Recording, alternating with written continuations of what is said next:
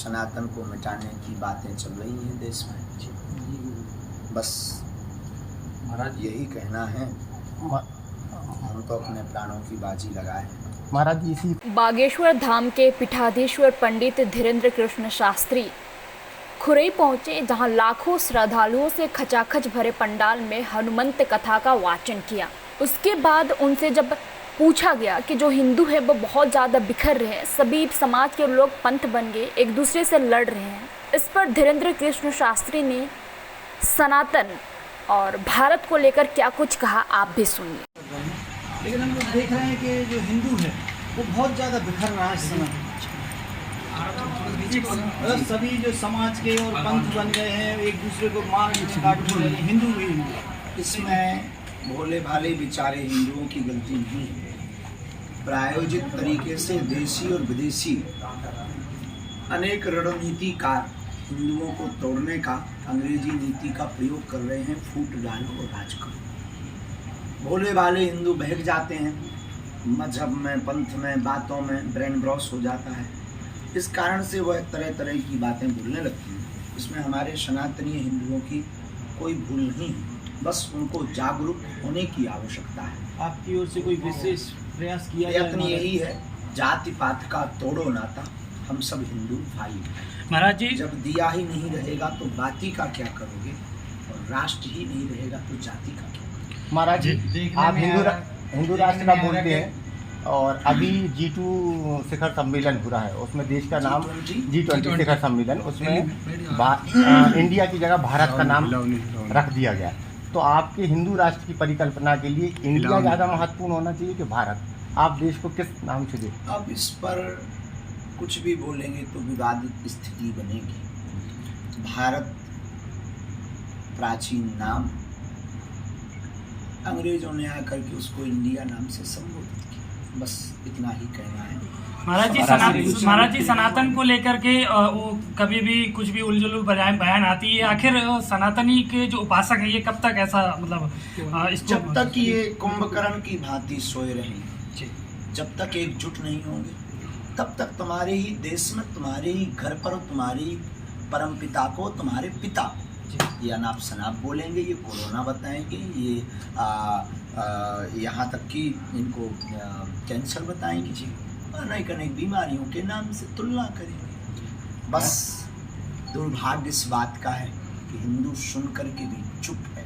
कुछ गिने चुने लोग जवाब दे रहे हैं, बल्कि सनातन ये राजनीतिक विषय है, एक इस देश की संप्रभुता का विषय, ये है इस देश का श्वास है सनातन, और पूरी पृथ्वी का श्वास है सनातन। उस पर किसी ने उंगली उठाई है, यूँ मानो हमारे तुम्हारे पिता के ऊपर किसी ने उंगली उठाई है, पिता के ऊपर उंगली उठाने के बाद भी संतानें चुप रहें और उसको मुंह तोड़ जवाब न दें, ये देश का दुर्भाग्य है। महाराज जी, आपके लिए क्वेश्चन है, सनातन धर्म के लिए आप बहुत कुछ कर रहे हैं, लेकिन शिक्षा की दृष्टि से देखा जाए तो जो पुरानी पद्धति दी गई है, जो अकबर के समय की जो शिक्षा पद्धति हमारे लिए बच्चों को पढ़ाई जा रही है, सनातन धर्म की शिक्षा पद्धति क्यों हमारे बुक्स में अपडेट नहीं होती? धीरे धीरे बदलाव होगा, एक साथ हम बहुत करेंगे तो बिखर जाएंगे। पहले हमें लोगों के दिलों में हिंदू राष्ट्र जगाना है। अभी कल तक तो लोग हिंदू कहने से शौचाते थे, भयभीत रहते थे, कोई काट ना दे।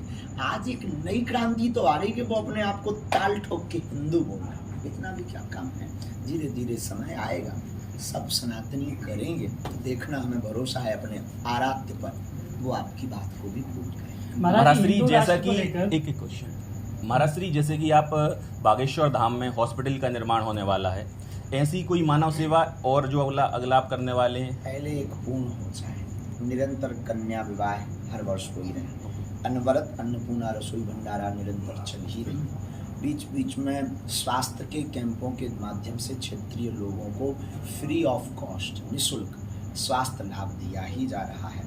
वाणी के माध्यम से नशा मुक्ति अभियान चलाया जा रहा है, वृक्षारोपण के माध्यम से प्रकृति का बचाने का संकल्प चल रहा है, कथाओं के माध्यम से संस्कृति बचाने का संकल्प चल रहा है।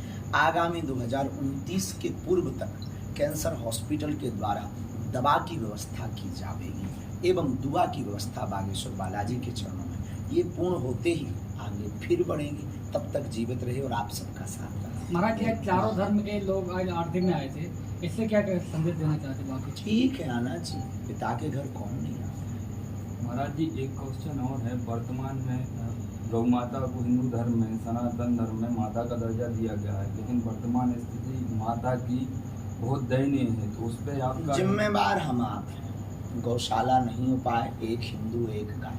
सन 2019 में हमने ये भारत को सॉल्यूशन दे दिया था, पूरे भारत को, कि गौ माता का संरक्षण, गौ माता की रक्षा गौशालाओं से या सरकारों के भरोसे नहीं। लगभग 37 करोड़ गौवंश है भारत में, और 140 करोड़ की जनसंख्या में 100 करोड़ हिंदू, और देश का दुर्भाग्य है कि 100 करोड़ सनातनी 37 करोड़ अपनी माता को नहीं रख पा रहे। तो ये बड़ा दुर्भाग्य कहा जाएगा। इसलिए गौशाला नहीं हो पाए, एक हिंदू एक गाय, यही सब सर्वोत्तम उपाय है।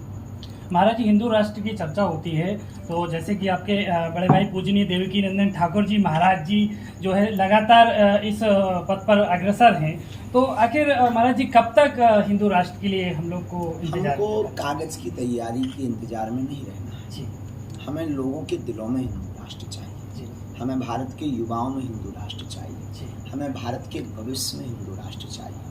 हमें भारत के वृद्धों में हिंदू राष्ट्र चाहिए। हमें भारत में सामाजिक समरसता चाहिए। हमें भारत का बैकवर्ड फॉरवर्ड की लड़ाई को मिटाना है। हमें भारत की प्राचीन पद्धति, संस्कृति और संस्कार और संस्कृति, इन तीनों को आगे लाना है। बस ऐसे ही महापुरुष हमारे ज्येष्ठ भ्राता श्री परम पूज्य जगतगुरु तुलसी पीठाधीश्वर भगवान, अनेक महापुरुष इस हिंदुत्व की यात्रा में अब निकल चुके बिगुल बजाकर, और उनकी ही छत्र छाया में हम धीरे धीरे एक गिलहरी की भूमिका निभा रहे हैं। तो जब तक आप जैसे बुद्धिजीवी लोग हिंदू राष्ट्र के लिए खुलकर मांग नहीं करेंगे, तब तक नहीं बनेगा।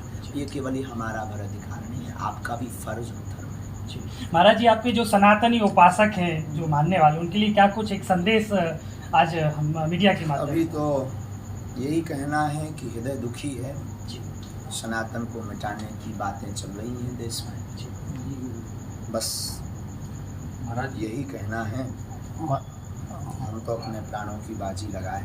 महाराज जी इसी